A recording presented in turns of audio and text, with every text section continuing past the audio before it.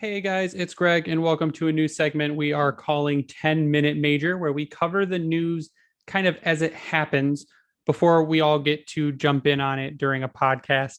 Because, stuff tends to happen the day after we record or the day after we post, and we can't go back and edit. So we're going to do these kind of little in-between segments on YouTube. I might post them on our podcast networks as well, but you can check them out, and it'll just kind of keep you up to date with a little bit of information before all of us get to chime in on it. Again, we will be recording Monday. We do have Daniela Bruce from the Detroit Red Wings on to talk. And I'm sure we'll talk more about this too, because it's huge news that we've been waiting for.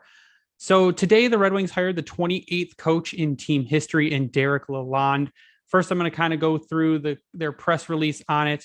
Yzerman says, "I'm very pleased to announce Derek as our new head coach. He has proven himself as an excellent coach at every level and has spent the last 4 seasons in the National Hockey League as part of a very successful program in Tampa Bay. We feel he is ready to take the next step in his career as the head coach of the Detroit Red Wings. He is 49 years old. He has a pretty good record as a coach and assistant coach so far in a couple different leagues. Derek says, "I'm thrilled to be named the head coach of the Red Wings. I'd like to thank Chris Ilitch and the entire Ilitch family, as well as Steve Yzerman and the Red Wings management team for entrusting me with the opportunity to lead this historic franchise. I'm ready to get to work with our group. There's a very bright future ahead in Detroit." And he's not wrong. I mean, one of the best prospect pools in the entire league. He has the current Calder Cup winner in Moritz Seider, and he's coming into a good situation. Now, I'm going to kind of go through his past. He started off his assistant coaching career in 2003, 2004 with Ferris State, which ended in 2006, where he went to the University of Denver until 2011. Then he hopped over to the USHL with the Green Bay Gamblers from 2011 to 2014, where he won the championship in his first year and lost in the first round of the playoffs the next 2. In 2014 to 2016, he coached the Toledo Walleye and made it to the playoffs in both years. And then 2016 to 2018, he was with the Iowa Wild, where they missed the playoff both years. But then he went to Tampa. I mean, he has made the Stanley Cup final and also won 2 cups there. I think importantly, what he brings to this team, kind of most importantly, is that the knowledge of what it takes for a team to win, but also his extensive background working with younger players, working with rookies, working with kids that are going to be drafted like in the USHL. But it's that winning culture, and Stevie already knows him. He hired him once for Tampa already.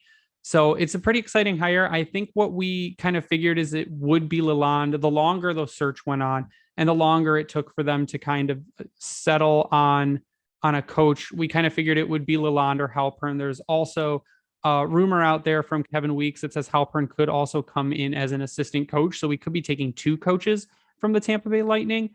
But I think the longer it went on, we lost hope on it being a Euro coach. We kind of knew once Trotz announced that he wasn't going to coach this season, that it wasn't going to be an NHL carousel coach, which we were all very grateful for. And I think out of what was left, if you weren't going to go to Europe, that an assistant from a 2-time Stanley Cup winning champion, and then one that went back to the finals this season, and then one that's already familiar with Yzerman and how he works, and Yzerman is familiar with him and his work ethic, I think is the perfect way to go. So I'm not sure they could have done much better here. And we'll see what happens, but anything is better than what we have been doing for the past 7 years.